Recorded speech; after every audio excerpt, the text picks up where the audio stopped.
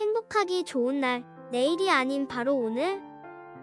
오늘도 부처님의 말씀을 듣도록 하겠습니다. 부처님의 가르침은 우리가 행복하고 안정된 삶을 살기 위한 근본적인 지침을 제시합니다. 이 가르침의 핵심 목표는 니르바나를 찾아가는 것으로, 이는 모든 괴로움이 사라진 상태를 의미합니다. 이 길에 따라가기 위해서는 사실을 정확히 인지하고 깨어있음을 유지해야 합니다. 부처님은 우리에게 8가지 바른 길, 즉 8정도를 통해 바른 삶의 방향을 제시하고 있습니다. 이 8정도는 올바른 생활과 행동의 원칙으로 구성되어 있습니다. 그 중요성은 우리의 알아차림과 의식적인 노력에 달려 있습니다. 우리가 괴로움을 겪을 때 그 원인은 종종 사실을 올바르게 이해하지 못함에서 비롯됩니다. 따라서 부처님의 가르침은 사실을 사실대로 이해하고 이를 통해 괴로움에서 벗어나는 것에 중점을 두고 있습니다. 알아차림은 이러한 과정에서 매우 중요한데, 우리는 무의식적인 삶이 아니라 의식적으로 현명한 선택을 통해 진정한 행복을 찾아가야 합니다. 부처님의 가르침은 우리에게 단순히 지식이나 교리를 제공하는 것이 아니라 개인적인 삶에서 발생하는 괴로움을 해소하고 지혜로운 삶을 살도록 도와주는 실용적인 지침으로 이해됩니다. 따라서 우리는 부처님의 가르침을 바탕으로 깨어있고 올바른 방향으로 나아가며 진정한 만족과 평화로운 마음을 찾아갈 수 있을 것입니다. 부처님의 깨달음은 담마에 대한 정확한 이해를 강조하며 우리의 감정적인 상태를 해소하는 데에 있어서 불교의 교리와 지식만으로는 충분하지 않다는 관점을 제시합니다. 화, 미움, 슬픔과 같은 감정이 외부의 지식만으로 해결되지 않는다는 점을 강조하며 올바른 붓다, 담마에 대한 이해가 필요하다고 강조합니다. 부처님이 보리 수나무 아래에서 얻은 깨달음은 연기법에 기반하고 있습니다. 연기법은 모든 것이 서로 연관되어 있다는 원리를 나타내며 이것이 있으면 저것이 있고 이것이 없으면 저것도 없다는 원리를 무아와 무상의 개념으로 정리합니다. 이를 통해 부처님이 깨달은 내용은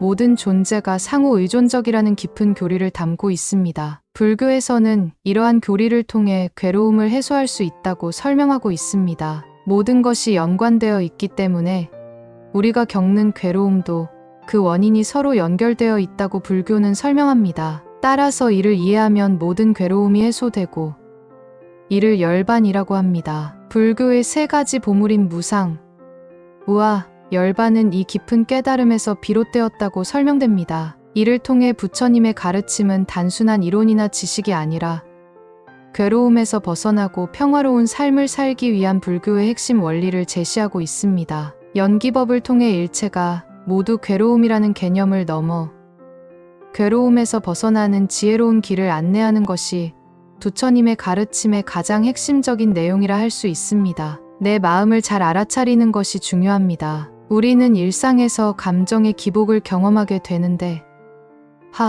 짜증, 욕심, 고집, 미움 등의 부정적인 감정이 나타날 때 이를 부정하는 것이 아니라 현재의 상태를 정확히 인식하고 주의 깊게 관찰하는 데에 주안점을 둬야 합니다. 부정적인 감정이 발생했을 때는 빠르게 알아차리고 내려놓음으로써 마음을 밝고 가볍게 유지할 수 있을 것입니다. 이는 자기 이해와 자기 조절의 시작이며 긍정적인 삶을 향해 나아가는 첫걸음입니다. 둘째로, 나만 자유롭고 행복한 삶을 살기를 바라는 것뿐만 아니라 주변 사람들도 함께 행복하기를 바라는 마음을 가져야 합니다. 가족, 친구, 동료와의 관계에서는 서로가 스스로 마음을 잘 다듬어 행복한 삶을 살았으면 하는 바람을 품어야 합니다. 부처님의 법을 전하고 긍정적인 영향을 주며 함께 성장하고 행복을 찾아가는 공동체 의식을 갖는 것이 필요합니다. 이는 우리의 삶을 보다 의미 있게 만들고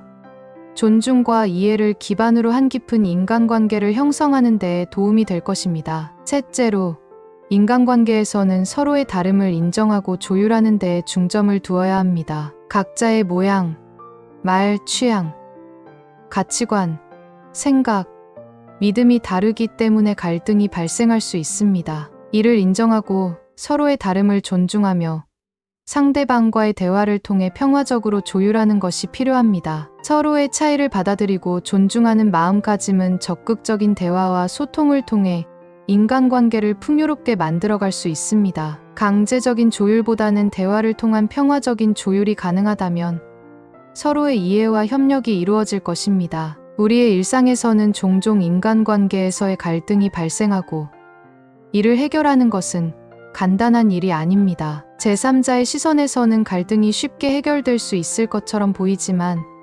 당사자가 되면 갈등 해결은 더욱 복잡한 문제로 다가옵니다. 서로 다른 배경과 가치관을 가진 사람들이 공존하는 현대사회에서는 다양한 갈등이 발생하고 있으며 이를 해결하기 위해서는 평화적인 조율이 매우 중요합니다. 지속 가능한 삶을 위해서는 우리가 서로 다른 나라, 이웃, 종교 집단, 문화를 갖는 공동체와 조화롭게 공존해야 합니다. 이것은 자연과의 공존이 지속 가능한 삶을 위해 필요한 것과 마찬가지로 사람들 간의 관계에서도 서로 이해하고 조율하는 것이 중요하다는 의미입니다. 그러나 현재 상황에서는 조율이 부족해지고 갈등이 더욱 심화되고 있는 실정입니다. 국가 간의 갈등은 물론이고 사회 내에서도 빈부 갈등, 성별 갈등, 세대 갈등 등이 적대적으로 변해가고 있습니다. 이로 인해 가까운 인간관계에서도 협력과 우애보다는 갈등과 긴장이 더욱 증가하고 있습니다. 이는 사람들이 서로 다른 시각과 가치를 존중하지 않고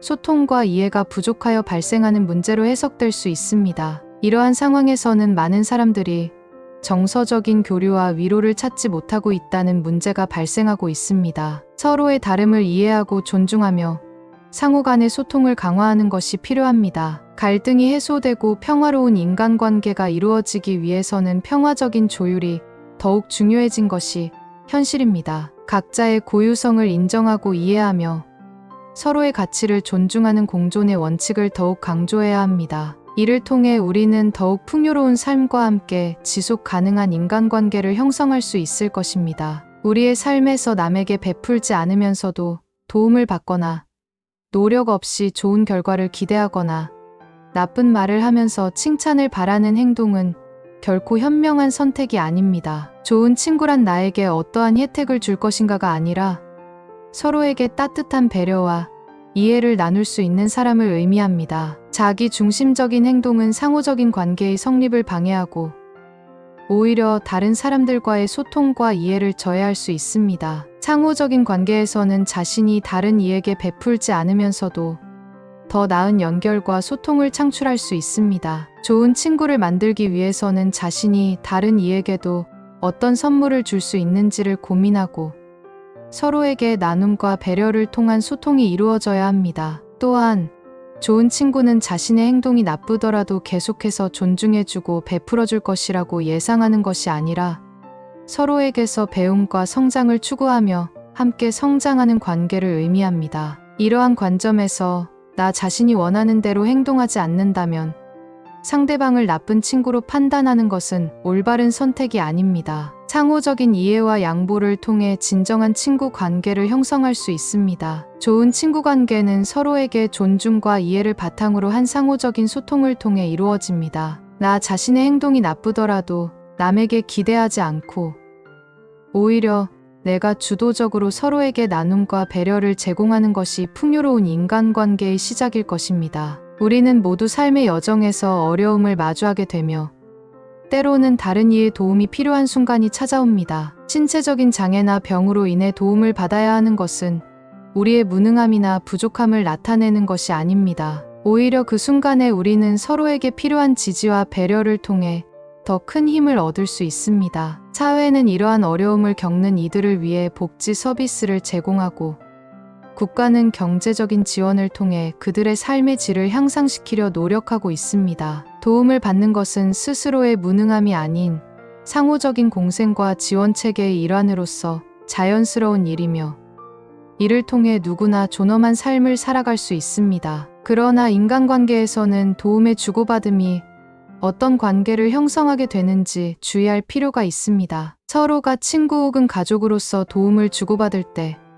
주종관계로 이어질 우려가 있습니다. 이는 고맙다는 말이나 상대방이 도움을 받기를 기다려야 하는 일로 이어질 수 있습니다. 따라서 도움을 주고받을 때에는 서로에게 무거운 짐을 지우는 것이 아니라 서로의 무거운 짐을 함께 나누며 공감과 이해를 바탕으로 한 상호적인 관계를 유지하는 것이 중요합니다. 이를 통해 우리는 함께 성장하고 서로를 지지하며 더 따뜻하고 풍요로운 삶을 살아갈 수 있을 것입니다. 인간관계는 종종 우리의 기대와 현실 사이에서 번거로운 갈등을 일으킬 때가 있습니다. 우리가 가지는 친구에 대한 이상적인 기대는 때로는 현실적인 관계와 다를 수 있습니다. 그러므로 단순히 친구라는 말뿐만 아니라 인간관계의 한 부분으로서 친구를 바라봄으로써 더 나은 관계를 형성할 수 있습니다. 또한 도움을 일방적으로 받는 경우에도 상대방에 대한 감사의 표현은 필요합니다. 상대방이 의무적으로 도움을 제공하지 않는다고 하더라도 그 도움이 나에게 얼마나 큰 의미를 가지는지를 인식하고 고마움을 전하는 것이 중요합니다. 상대방이 나를 도와줄 의무가 없음에도 불구하고 도움을 주는 경우 그것은 정말로 감사해야 할 일입니다. 끝으로 친구가 한 번 도와준 것이든 여러 번 도와준 것이든 그에 대한 감사의 마음을 잃지 않는 것이 중요합니다. 도움의 종료가 친구로서의 연결을 끊어야 하는 이유가 되지 않도록 언제든지 인간관계를 유지하고 싶은 우리의 마음가짐을 다듬어 나가야 합니다. 우리가 친구에게 가지는 기대와 실제 인간관계에서의 경험 사이에는 종종 간극이 존재합니다. 가끔은 우리의 원칙과 친구 사이에서 타협이 필요한 순간이 올 수 있습니다. 그러나 이러한 간극을 채우기 위해서는 친구 관계에 대한 이상적인 기대를 다시 한번 살펴보는 것이 중요합니다. 친구란 단순히 알고 지내는 사람으로 정의되며 일상적인 교류에서 서로에게 조금씩 도움을 주고받는 관계입니다. 그렇기 때문에 가끔은 도움을 주면서도 상대방의 반응이 기대와 다를 수 있습니다. 이럴 때에는 상대방의 행동을 가볍게 받아들이면서 감내하고 너그러운 태도를 취하는 것이 중요합니다. 도움을 받으면서 가끔은 무시를 받을 수 있다는 사실을 이해하고 수용한다면 더욱 조화로운 친구 관계를 유지할 수 있습니다. 친구 사이에서의 소소한 갈등은 종종 일상적인 것으로 받아들여 너무 심각하게 생각하지 않는 것이 현명한 선택일 수 있습니다. 친구 관계를 더욱 건강하게 유지하기 위해서는 서로에게 유연하게 대하고 상황을 가볍게 바라보며 흐름에 따라 적응하는 마음가짐이 필요합니다. 현실적인 친구 관계를 구축하는 것은 가끔 우리가 가진 이상적인 기대와 현실 간의 조화를 이루는 일입니다. 친구라는 관계는 서로 알아가는 것에서 출발하며 다양한 인간관계 중 하나에 불과합니다. 우리는 서로에게 조금씩 도움을 주고 받는 것이 일상적인 관계임을 이해해야 합니다. 또한 도움을 주고 받는 관계는 각자의 성향에 따라 다양하게 나타납니다. 누군가는 지속적으로 도움을 주고 다른 사람은 그만둘 수 있습니다. 이는 각자의 정상적인 행동이며 상황에 따라 달라질 수 있습니다. 상대방이 도움을 주지 않는다고 해서 그 관계가 문제가 되는 것은 아닙니다. 도움을 받지 않는 것이 오히려 일상적인 상황이며 이를 가볍게 받아들이기를 권합니다. 불안하거나 위축될 필요 없이 도움을 받았을 때는 고마움을 표현하되 상황을 가볍게 받아들이기를 추천합니다. 이렇게 여유롭게 생각하면서 친구 관계에서의 긍정적인 에너지를 유지할 수 있을 것입니다. 가족은 우리 삶의 중요한 부분이며 특히 부모와 자식 간의 관계는 서로에게 책임과 의무를 부과합니다. 그러나 시간이 흐름에 따라 가족 간의 역할은 변화하고 독립의 필요성이 대두됩니다. 첫째,